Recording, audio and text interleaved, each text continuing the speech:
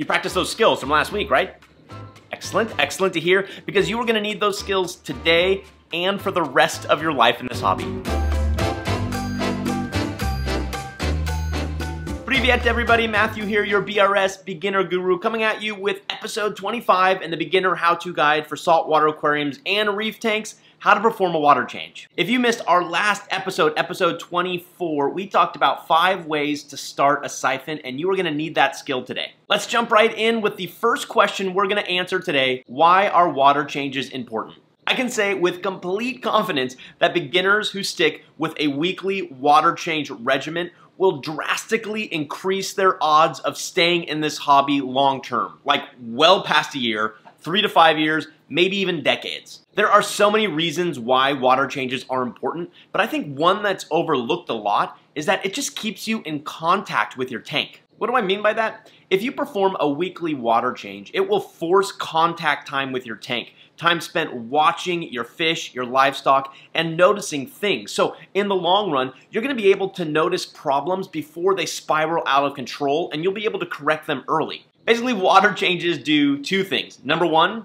they remove stuff from your tank, and number 2, they add stuff to your tank. So what do they remove? They remove phosphates, nitrates, ammonia, as well as fish food, fish waste, detritus, and things that settle in your sand bed. Well, then what's added back in? Your major, minor, and your trace elements. Basically, water changes can prevent problems from occurring. It's just like doing oil changes on your car. Yeah, you can probably stretch out the length of time between doing oil changes, but by doing them irregularly, you're going to prevent problems from even occurring. The same is true with doing water changes. By removing a small amount of water every week and doing a light vacuum of part of your sand bed, you're going to be removing enough nitrates and phosphates every week so they don't build up over time and create a nitrate and phosphate trap. Not only that, but you're going to be sure that you're adding back your major, your minor, and your trace elements, which are going to drastically help with coral growth and coloration. Do you need to perform water changes? As a beginner, the answer is very simple. Yes, absolutely, 100% you do. There are some advanced hobbyists out there who have these ultra low maintenance systems, often go by ULM systems, who have figured out ways to never do water changes. But that's an advanced topic. I've been in this hobby for over 8 years now, and I still do water changes. Do I do them every week? I try to be honest, but I probably don't go more than 2 weeks without doing a water change. So then you might be asking, how often should you do a water change?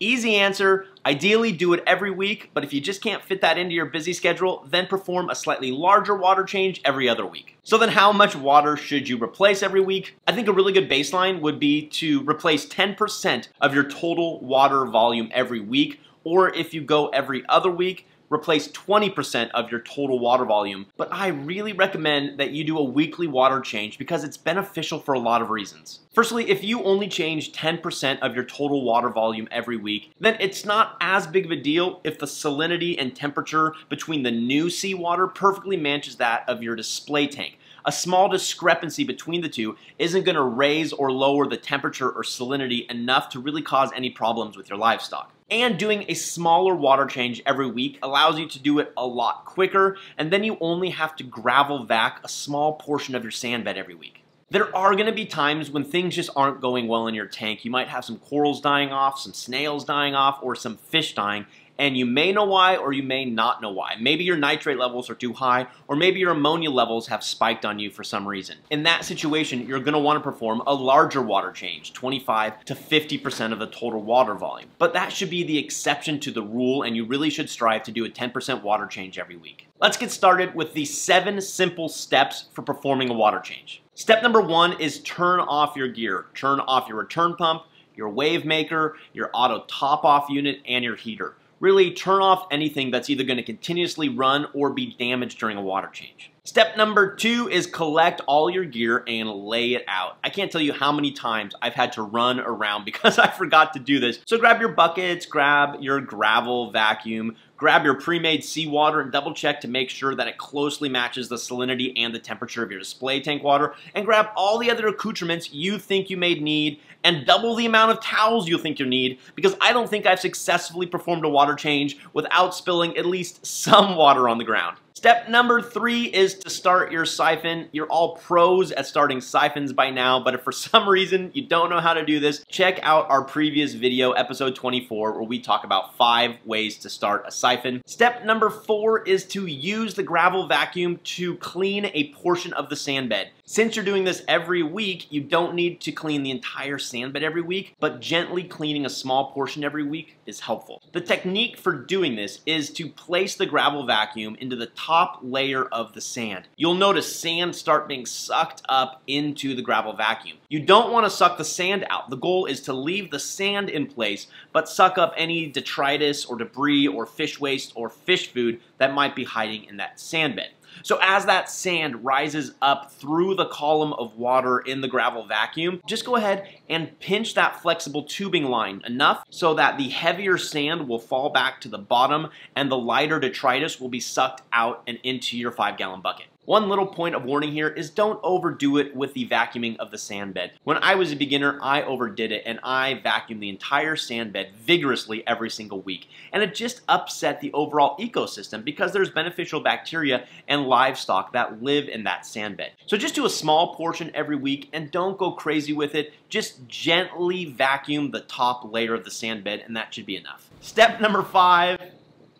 It's not really a step. It's really telling you not to take a step. When you're doing a water change, never, ever, ever, ever walk away from your 5-gallon bucket while the siphon is going. I've done it thinking, oh, I'm just gonna walk to the other room and I'll remember to come back, and I have completely forgotten that the siphon was going. And I'm gonna try to show you a video right now. I gotta find it, but I'm gonna try to show you this video. This was an example of when I was gonna do a 5-gallon water change on my 40-gallon breeder tank, but I forgot about it, and then I sprinted back in, and by the time I was back there, I had 35 gallons of salt water all over our wood floors, which definitely ended up ruining the wood floors a little bit. So step number 5 is don't take a step, don't walk away, don't think you're going to remember that your siphon is going, and if for some reason you absolutely have to go away, set yourself a timer to remind you to go back in like 1 minute. Trust me, it will save your floors. Step number 6 is to double check to make sure the salinity and the temperature match between your display tank and the freshly made seawater.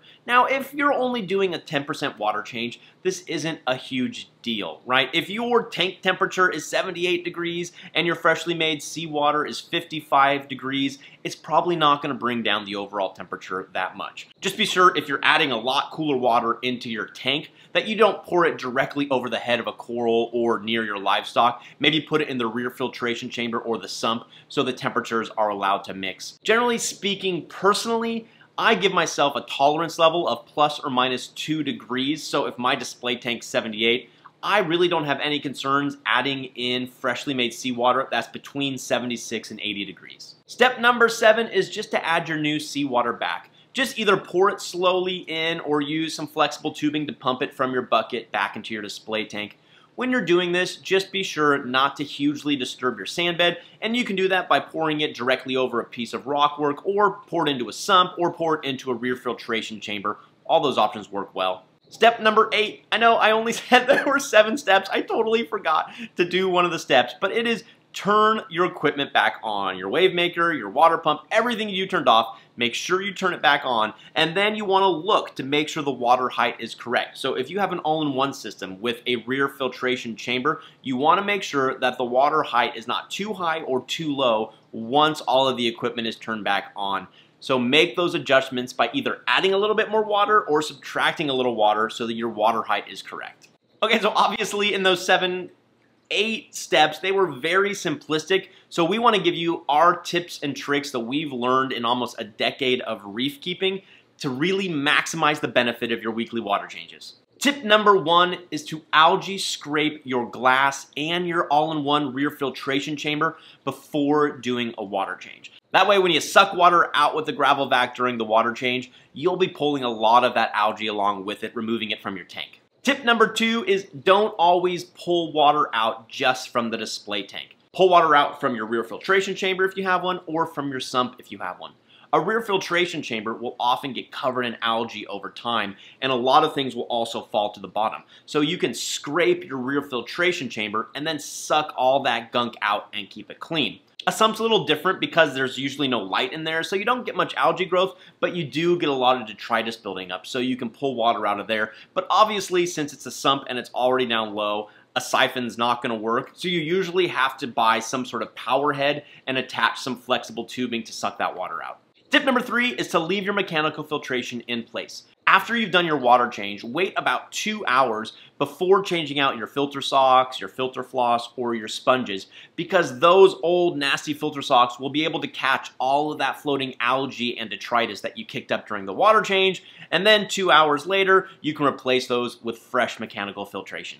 Tip number 4 is try not to expose your corals to air. There are some corals that are going to do just fine when exposed to air, but there are other corals, especially some of your small polyp stony corals, that just don't do well when exposed to air. So when doing your water change, just be cognizant of that and try not to change out too much water in your display tank so that you're exposing them to air. Tip number 5, and I actually already mentioned it, but it's important enough to mention again, is don't go crazy gravel vacuuming your sand bed. Your sand bed is a living ecosystem, and if you disturb it too much, you will upset its balance. If you have snails in there, or fish in there, or crab living in your sand bed as well, overdoing the vacuuming can disturb them, which oftentimes leads to their death. So go gentle when vacuuming your sand bed, and just vacuum a small portion every week. Tip number 6, I already mentioned it, but I'm going to say it again. Never, ever, ever walk away during a water change.